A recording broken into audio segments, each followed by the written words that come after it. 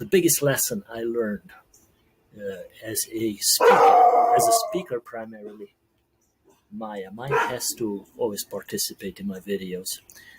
Um, as a speaker, in the first many months, probably first 2 years, I tried to be very professional and perhaps a little bit like Tony Robbins, like Tony Alessandra, uh, anyone whose first name is Tony.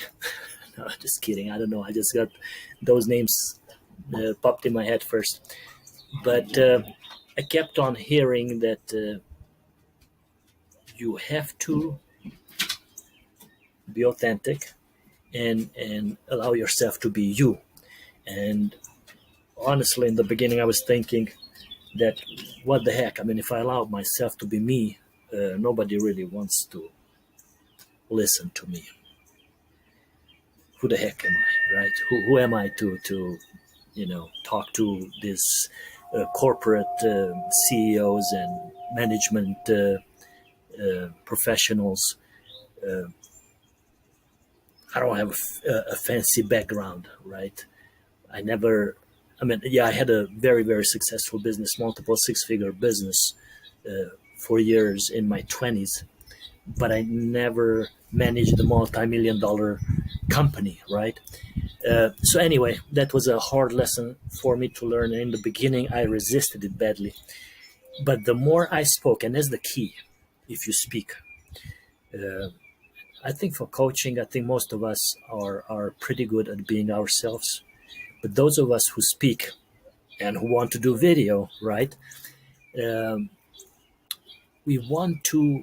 We have in our mind a certain image of how we should be, and the more I spoke, the more relaxed I became, and I noticed that many things that for example, I didn't know I was funny, and that was part of me, and people were laughing and were having a good time, and the more I relaxed, the more I allowed myself to be me, and once I embraced that concept, once I fully allowed myself to be me, that's when I had really fun, and people started to invite me back, and the feedback was amazing. I mean, this is a bad example, but I was coming back from a conference, a youth conference of it all. It was my first youth conference, and I was afraid of American teenagers. Right? You hear so many bad things about them. What I didn't realize was that these were all A students. You see, if you don't do your homework, you don't know what you're getting yourself into. So as I come back from the conference, I stopped at my brother's house, and I was in the bathroom reading the feedback forms, and they got the message. I mean, the one after another, they were like, "Mr. Sebastian, thank you for helping me understand me. All these years, I thought that there was something wrong with me. Thank you for letting me understand that it's okay to be me." So that theme kept recurring, and I started sobbing. My brother was banging on the door, and he's like, "Hey, dude, are you okay?" And I'm like, "Yes, I'm happy." So yeah, it's a strange story, but it's a true story, and but that's what happens when you step up to the plate and you get your message out there and you make an impact and you allow yourself to be you, and then the audience can connect better with you. You have better fun, and everything just seems to align, and that's when you get invited back, and that's when you can get these multi-thousand-dollar speaking gigs. I mean, I would speak sometimes for 2 to 3 times a week for more than $2,000 per gig. Beautiful years. I wish I had that now. Keynote, 1,500 for 20 minutes. I had to drive about 30 minutes to deliver it. Plus, I got a bunch of other benefits with that. Some amazing things start happening to you when you embrace who you are and you show up as you.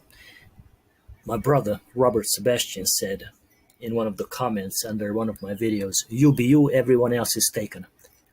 That's the key. That's the key. And again, I derailed, and my video got longer than I intended it. Ideally, I would like it to be under 5 minutes, 3 to 5 minutes. But this is a practice run. These are my first videos in years. So I think 8 minutes is still not too bad. All right, so my challenge to you is allow yourself to be you.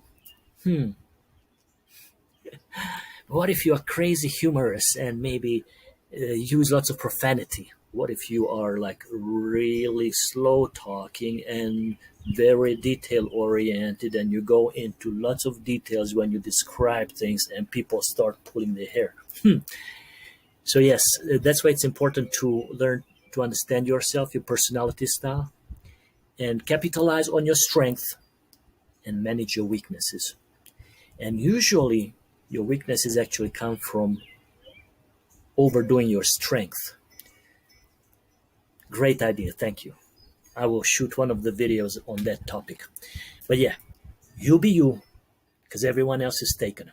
So my challenge to you is start practicing this. Show up as you. Don't try to meet other people's expectations or an expectation that you have in your mind that you should be like XYZ, anyone whose name starts with Tony, right?